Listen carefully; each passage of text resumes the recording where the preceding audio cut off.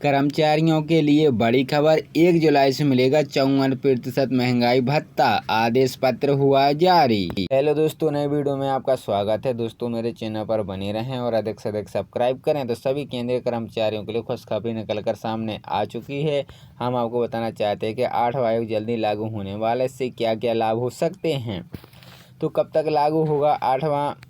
Media की report के अनुसार आपको बताना चाहते हैं कि 8वां वेतन आयोग 1 जुलाई से लागू हो सकता है। इसमें आपका महंगाई भत्ता 54% तक बढ़ सकता है। कुछ दिन पहले मनी कंट्रोल ने अपने इंस्टाग्राम आईडी पर पोस्ट किया था कि सभी केंद्रीय कर्मचारियों को 1 जुलाई से महंगाई भत्ता 54% की वृद्धि की जाएगी।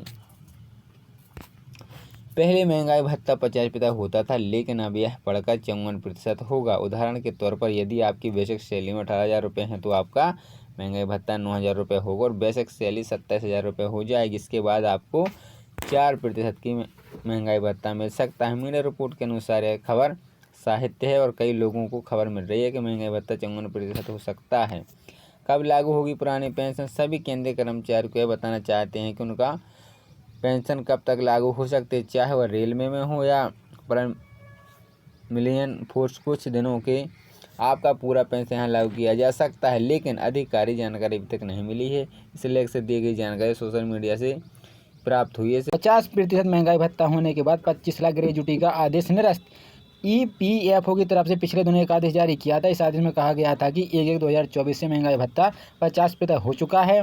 केंद्रीय वेतन आयोग में की गई सिफारिश के अनुसार जैसे ही महंगा भत्ता 50% होता है, वैसे ही ग्रेजुटी की 10-20 लाख से ज़्यादा बढ़ाकर 25 लाख हो जाएगी।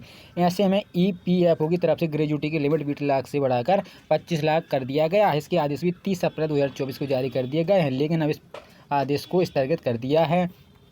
ईपीएफओ ने एक नए आदेश में 7/5/2024 को जारी किया है, जिसमें ग्रेजुटी की लिमिट 25 लाख करने का आदेश को स्थगित कर दिया है। अब इन आदेश के अनुसार अगले आदेश तक ग्रेजुटी की लिमिट 20 लाख ही रहेगी। पंजाब और हरियाणा हाई कोर्ट ने बड़ा फैसला लिया है। पंजाब हरियाणा हाई कोर्ट ने केस संख्या CWP 602/2023 हीरालाल कारा का पंजाब राज्य में एक बहुत ही बड़ा फैसला सुना है। इसमें कहा है कि रिटायर होने के बाद सेवानिवृत्ति लाखों के मिलने वाले अगले देरी होती थी तो कर्मचारियों को ब्याज हकदार होगा। हाई कोर्ट के जज नमित कुमार ने कहा है कि याचिका रिटायर हो चुके हैं और उनके खिलाफ सेवा में रहते हुए या बाद में कोई विभागीय या आपराधिक कार्रवाई लंबित नहीं, इसलिए याचिकाकर्ता को रिटायर के बाद उचित समय सीमा के भीतर सेवानिवृत्ति का लाभ जारी किया जाएगा। एनपीएस से रिटायर कर्मचारी को मिलेगा ओपीएस का फायदा। ऐसे कर्मचारी जिनकी भर्ती के विज्ञापन 22 दिसंबर 2023 के पहले जारी किए गए थे और उस विज्ञापन के आधार पर उनकी नौकरी चली गई, तो ऐसे कर्मचारियों को पुरानी पेंशन देने का आदेश केंद्र सरकार की तरफ से जारी किया गया था। केंद्र सरकार की तरफ से 3 मार्च 2024 को आदेश जारी किया गया है। ऐसे में कर्मचारी ओपीएस में जा सकते हैं। ऐसे कर्मचारी 31 अगस्त 2023 तक ओपीएस विकल्प चुनने की छूट दी गई है। अब सवाल यह आ रहा है कि ऐसे कर्मचारी जिनकी नौकरी 22 दिसंबर 2023 भर्ती के विज्ञापन के आधार पर लगी थी और वे 3 मार्च 2023 के पहले एनपीएस से रिटायर हो चुके थे, तो ऐसे कर्मचारी को ओपीएस किस प्रकार से लिया जाएगा, तो उसी को लेकर केंद्र सरकार की तरफ से स्पष्टीकरण जारी किया गया है। केंद्र सरकार ने कहा है कि ऐसे कर्मियों को कुछ शर्तों का पालन करना होगा, जैसे अगर उन्होंने रिटायरमेंट पर एनपीएस का सारा लाभ ले लिया है तो वह वापस करना होगा। रिटायरमेंट पर एनपीएस से मिलेगा तो वापस पैसा करें तो वहीं भी ओपीएस का लाभ ले सकते हैं। CGS आईडी को आभा आईडी से लिंक करना है। CGS लाभार्थी समय बहुत बड़ी दुविधा में है। CGS आईडी को अभी आईडी से लिंक करना है या नहीं, अगर लिंक करना है तो कब तक, तो इसको लेकर आपको बता दूं केंद्र सरकार ने CGS आईडी को आभा आईडी से लिंक करना है अनिवार्य कर दिया है। तो पहले इसको लिंक करने की अंतिम तारीख 30 अप्रैल 2024 थी, जिसको बढ़ाकर अब 31 अक्टूबर 2024 कर दिया गया है। पेंशन में 20% की बढ़ोतरी। अक्सर पेंशन भोगी इस बात को लेकर दुविधा में रहते हैं कि बेसिक सैलरी में 20% की बढ़ोतरी 80 साल पूरे होने के बाद भी दी जाती हैं। 80 साल में प्रवेश करते ही, तो ये आपको बता दूं कि अभी के नियम के हिसाब से 80 साल पूरे होने के बाद 81 साल में प्रवेश करते ही आपको 20% अतिरिक्त पेंशन का भुगतान किया जाता है। हालांकि मद्रास हाई कोर्ट और गुवाहाटी हाई कोर्ट और दिल्ली कैट ने अपने फैसले में कहा था कि जैसे पेंशन भोगी 79 वर्ष की उम्र पूर्ण करते हैं और 80 साल में प्रवेश करते हैं, उनके बेसिक पेंशन में 20% की बढ़ोतरी की जाएगी। लेकिन केंद्र सरकार इनको नहीं मानती, 80 साल की पूरी होने के बाद ही 20% में पेंशन की बढ़ोतरी करती है। करें तो महंगाई भत्ता कर्मचारियों को 9,000 करोड़ का नुकसान, जून में ध्यान आकर्षण देंगे।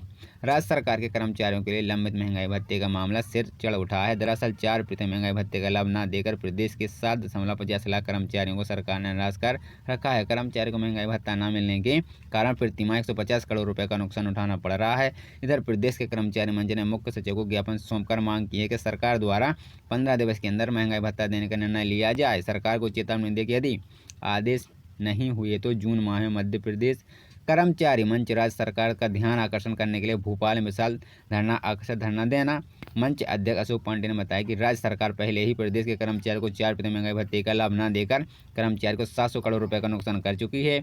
उससे पूर्व 3 साल समय महंगाई भत्ता न देकर कर्मचारी को 9,200 करोड़ रुपए का नुकसान कर चुकी है। दरअसल कर्मचारी को आज थी कि सरकार लोकसभा चुनाव से पूर्व महंगाई भत्ते का आदेश जारी करने के लिए सरकार ने महंगाई भत्ते की घोषणा लोकसभा चुनाव के दौरान न करने के प्रदेश के 7.50 लाख कर्मचारी को निराश कर रखा है।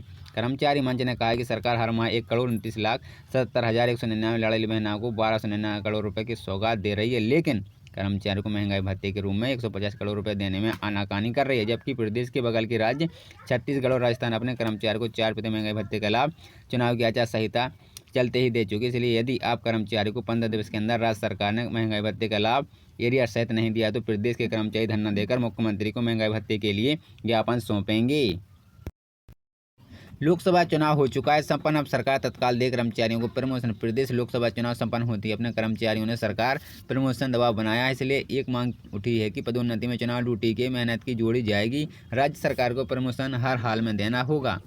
संघ प्रदेश अध्यक्ष भुवनेश्वर पटेल कहना है कि सीआर के ही कर्मचारियों ने 20 वर्ष में कितने चुनाव ड्यूटी की है उसके आधार पर पदोन्नति, समयमान, वेतनमान, ग्रेजुटी का भुगतान होना चाहिए। यह उनकी व्यक्तिगत राय है। भुवनेश कहते हैं कर्मचारी जोखिम उठा दूसरे काम करते हैं, फिर उन्हें सुविधाओं से वंचित किया जाता है, इसलिए लोक सेवकों को राहत देने